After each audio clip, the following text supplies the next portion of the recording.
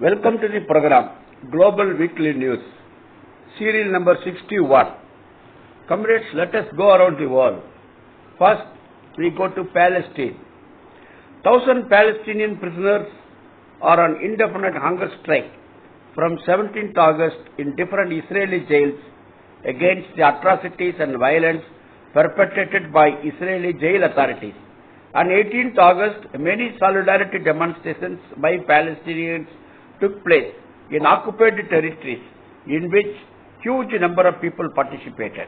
In the Israeli jail at Nakab alone, there are 1,400 prisoners.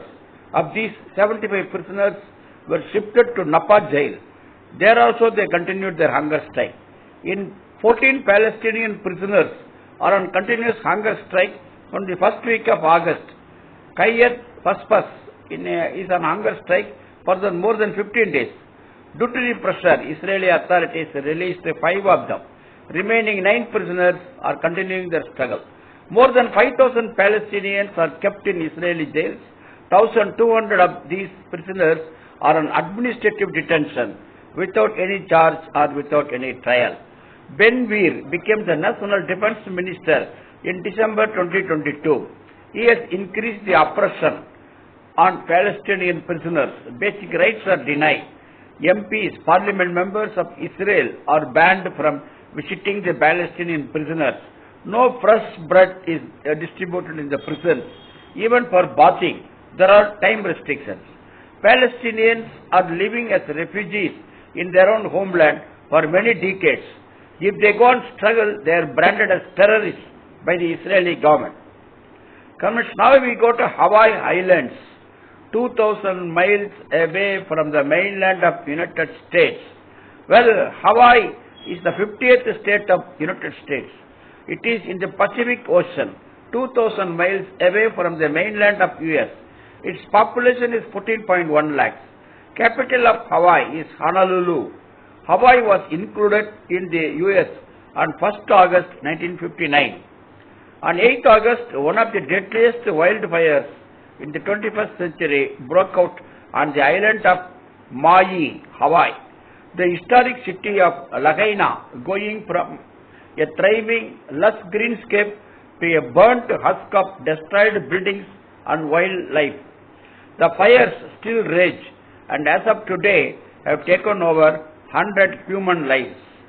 The gross mismanagement of land by greedy developers and land speculators destroyed the natural landscape and enabled the rapid spread of the fire. The Maui Emergency Management Agency estimates that it will cost $552 crore US. At least 2,200 buildings have been destroyed or damaged in the fire. 4,500 of the population of the island are now in need of shelter. The cost of living in Hawaii is almost twice the US average. The minimum wage in Hawaii is only $12 per hour. A single worker needs to make at least $18 per hour in order to afford basic necessities. People are afraid about the cost of reconstructing the damaged houses. Real estate agents aim for more and immediate profits only. Comrades, New York Times has reported that the area burnt by wildfires in Hawaii has quadrupled in recent decades. Hawaiian independence activists point out that the contradiction between the indigenous Hawaiians contending with the drought and being pushed out of their homes are really part and parcel of the legacy of colonialism in the island chain. Tourism businessmen continue to earn profits. Hawaii Beach, having beach sands of different colors, are attracting tourists. Climate change is one of the main reasons for wildfires.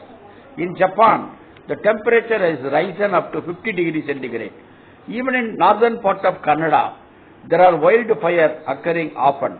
Need of the hour is to address the issue of global warming immediately by the entire humanity, by the entire world. Third, we go to Africa. African Conference for Socialism. BRICS 15th Annual Summit is being held in Johannesburg of South Africa from 22nd August to 24th August. Brazil, Russia, India, China and South Africa are members of the BRICS Forum, organized under the banner of BRICS and Africa, Partnership for Mutually Accelerated Growth, Sustainable Development and Inclusive Multilateralism. This year's conference could potentially usher in a new era of cooperation among the global South. Over 40 countries have expressed their interest in joining BRICS, including 23 countries that have officially applied for membership. Leaders from 71 countries across the global South have been invited to participate in the upcoming conference's dialogues. So this is all about BRICS. We continue to see about this next week.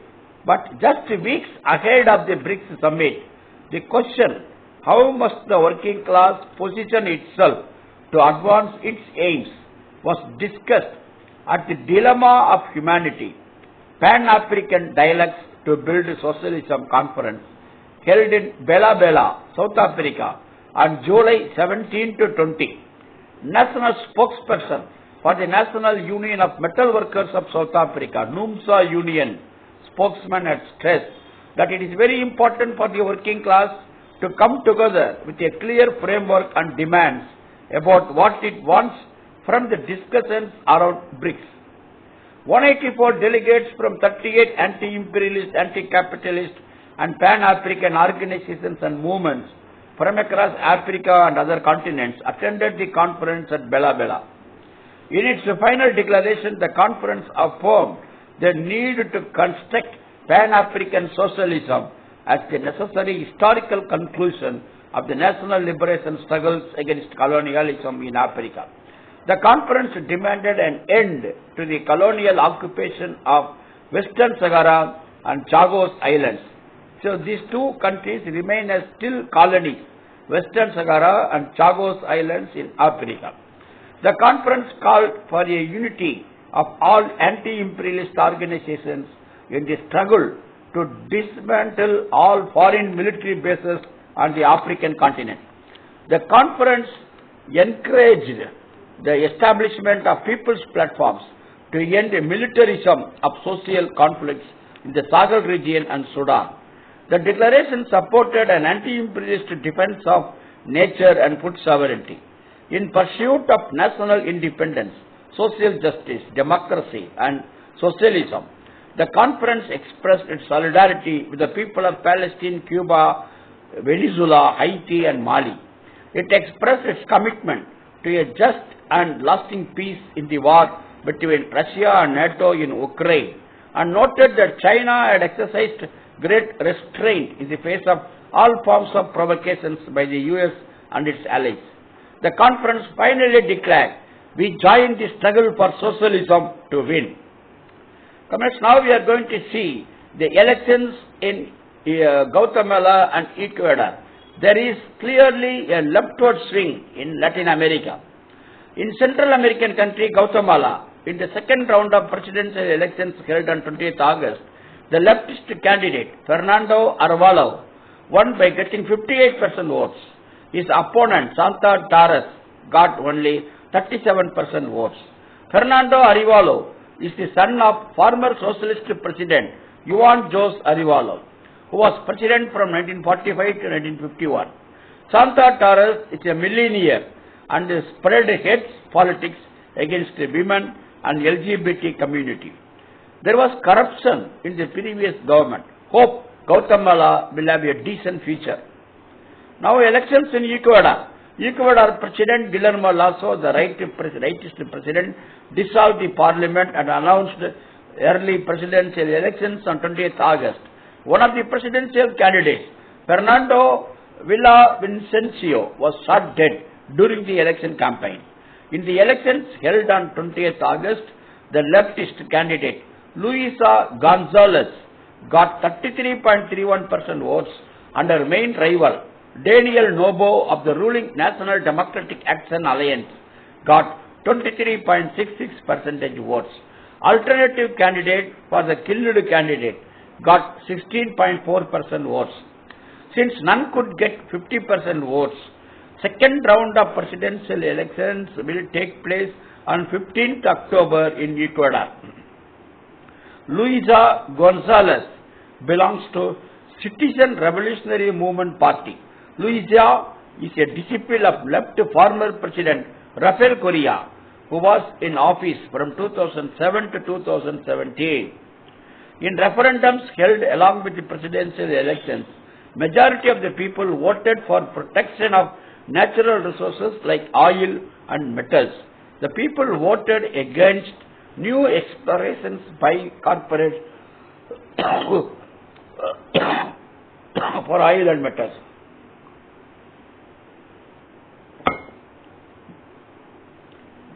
Now we will go to Africa again, Tunisia.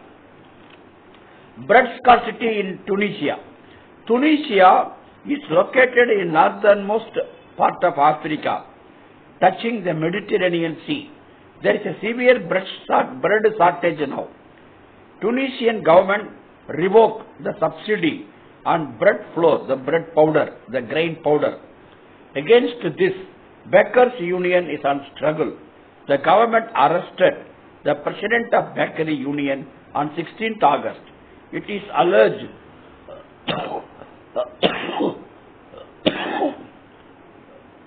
that he indulged in money laundering and promoting speculative trade in subsidized food.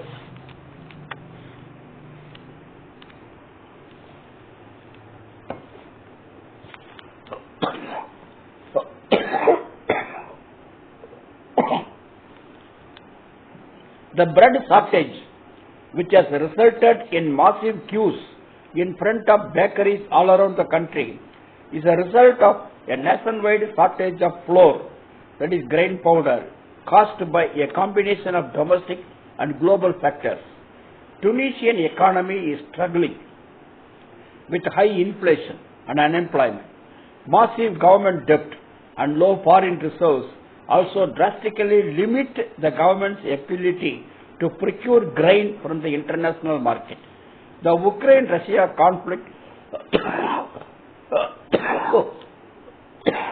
and the rise in global food and grain prices has only added to the problem. Additionally, climate change and global warming related causes, including severe drought, has also adversely affected production of grains. Tunisia is dependent on imports of grains up to 50 to 60% of its requirements.